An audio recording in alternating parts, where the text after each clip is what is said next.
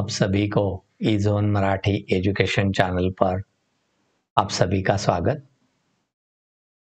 Bridge course 10वीं हिंदी में आज 38वें दिन आप सभी का स्वागत। विद्यार्थी मित्रों, आज का क्षेत्र है श्रावण वाचन यानी श्रवण वाचन लेखन मौखिक अभिव्यक्ति।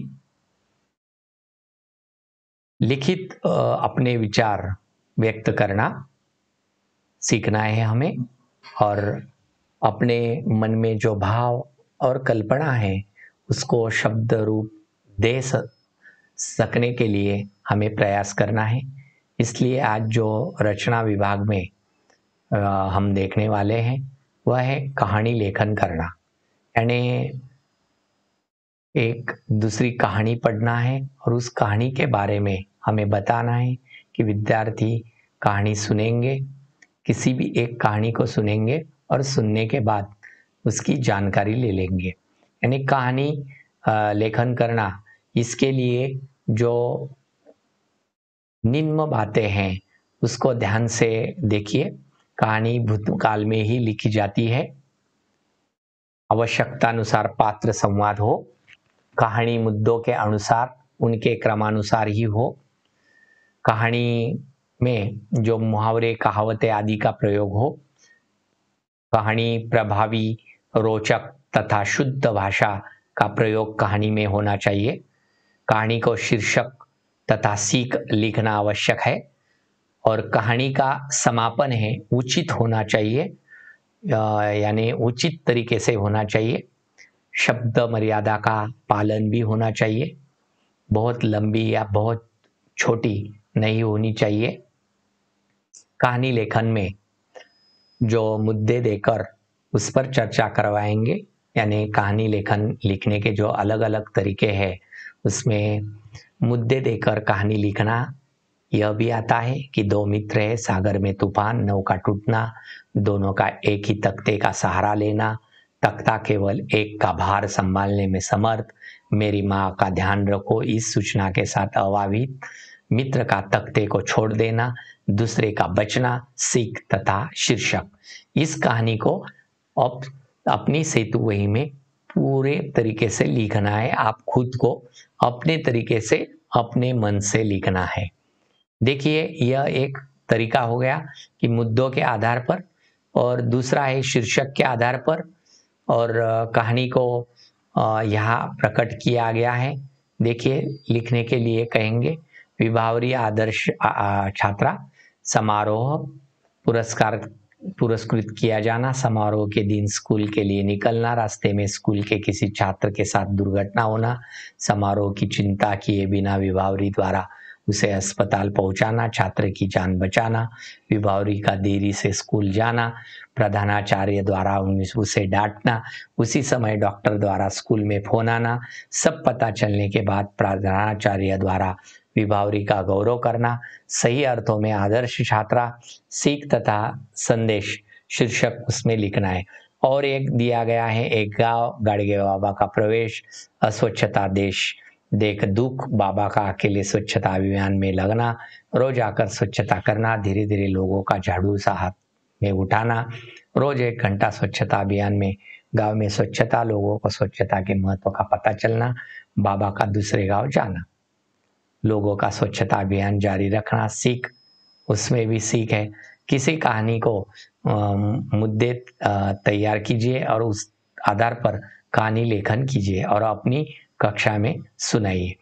तो कहानी के ऐसे अलग अलग तरीके हैं। कहानी का इसी तरीके से कहानी लेखन सुनने, पढ़ने और लिखने की एक लंबी परंपरा देश में है। जब कहानी दादी और नानी कहानियाँ सुनाती थी तब सभी को मनोरंजक लगता था, लेकिन विद्यार्थी मित्रों, हमें परीक्षा में यानी बोर्ड की एग्जाम में भी इसे लिखना है और अपने तरीके से लिखना है। अपने तरीके से उसमें जो पात्र यानी कहानी का विषय रहेगा वह अपने तरीके से आपको लिखना है। यानी आपको कहानी की प्रमुख विशेषताएं हैं कि कहानी कैसे लिखे, कहानी का ढांचा कैसा हो, चित्र के आधार पर कहानी लेखन करना है। कहानी के लेखन प्रकार क्या है, कहानी की प्रमुख विशेषताएं क्या हैं, कहानी कैसी लिखनी चाहिए, बुद्धिमानी का फल, संगठन में शक्ति, यही शिक्षा कैसी हो, ऐसे कुछ उदाहरण यहाँ पर दिए हैं।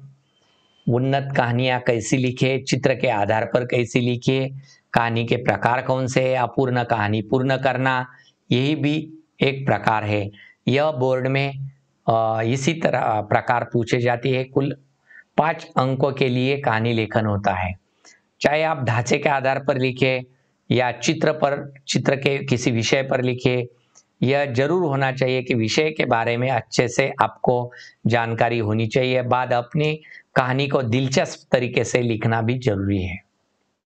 लघु कथा है तो उसे छोटा ही रखा। एक कहानी में ये सब बातें रखनी चाहिए। कहानी लिखने के जो तरीके हैं वह हम सबसे पहले जानेंगे कि कहानी का आरंभ आकर्षक ढंग से होना चाहिए, संवाद छोटे होने चाहिए, कहानी को क्रमिक विकास होना चाहिए, उसका अंत स्वाभाविक होना चाहिए, कहानी का शीर्षक मूल कहानी का शीर्षक होना चाहिए और भाषा सरल और सुबोध होनी चाहिए। इसके अलावा कुछ और बातें हैं कहानी लेखन की मदद करेंगे। कहानी में विभिन्न घटनाओं और प्रसंगों को संतुलित विस्तार देना चाहिए। किसी प्रसंग को ना बहुत अधिक संस्कृत लेना चाहिए, ना आवश्यक रूप से बहुत अधिक बढ़ाया चाहिए। कहानी का आरंभ आकर्षक होना चाहिए ताकि पढ़ने वाले का मन उसे पढ़ने में लगा रहे। कहानी की भाषा सरल, स्वाभाविक, प्रभावशाली होनी चाहिए। कहानी के उपयुक्त एवं आकर्षक शिक्षा भी आखिर में होनी चाहिए। कहानी के जो प्रारूप होते हैं उसमें जो चरित्र परिचय होता है वह भी होना चाहिए। कहानी में क्लाइमेक्स होना चाहिए, यानी उसका एंड जो है, उसका अंत है, वह अच्छी तरीके से होना चाहिए। अब आपको एक कहानी मैं सुनाता हूँ कि एक नदी के किनारे एक जामुन के पेड़ है। यह कहानी आपको लिखनी है अपनी कृति पुस्तिका में। कहानी चलिए मैं सुनाता हूँ आपको एक कहानी। एक नदी के किनारे एक जामुन के पेड़ पर मोगली नाम का एक बंदर रहता था। जामुन के पेड़ पर बहुत सारे मीठे मीठे जामुन लगे थे। खाने की तलाश में एक दिन मगरमच्छ उस जामुन के पेड़ के नीचे आया और फिर मगरमच्छ ने पेड़ के पास आने की वजह बताए। तब मोगली ने उसे कहा, यह जामुन के पेड़ पर बहुत मीठे मीठे जामुन है। फिर उसने मगरमच्छ को थोड़े जामुन दिए। फिर रोज मगरमच्छ जामुन के लिए पेड़ के नीचे आने लगा और बंदर उसे रोज जामुन देता रहा। धीरे धीरे दोनों में बहुत अच्छी मित्रता बनी। एक दिन मगरमच्छ ने कुछ जामुन अपनी पत्नी को भी खिलाए।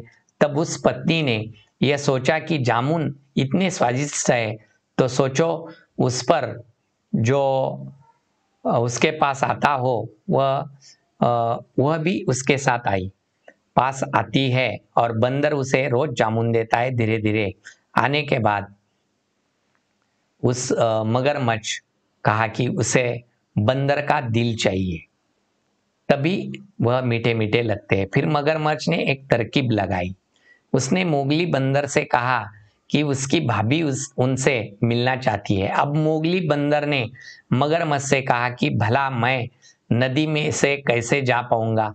तब मगरमच्छ ने उपाय सुझाया कि उसकी पीठ पर बैठकर जा सकते हैं। बंदर को अपनी मित्रता पर भरोसा था, इसलिए वह पेड़ से कूदकर नदी में मगरमच्छ की पीठ पर बैठ गया। जब दोनों नदी के बीचे बीच पहुंचे तब मगरमच्छ ने बंदर से कहा कि उसकी पत्नी को उसका दिल चाहिए। तब बंदर का दिल टूट सा गया, उसे धक्का लगा, परंतु उसने अपना धैर्य बिल्कुल भी नहीं खोया। तभी अचानक से बंदर बोला, अरे मेरे मित्र, तुमने यह बात मुझे पहले क्यों नहीं बताया? मैं तो अपना दिल जामुन के पेड़ पर भी संभाल कर रखा है।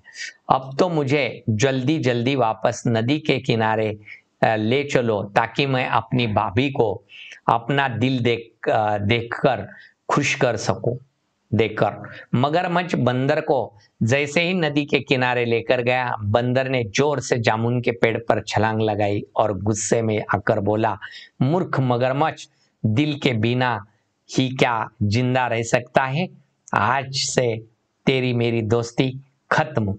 यानी इस दोस्ती से क्या सीख मिलती है कि मुसीबत के क्षण धैर्य कभी भी नहीं खोना चाहिए और अनजान लोगों से दोस्ती सोच समझकर करनी चाहिए। यही उससे सीख मिलती है।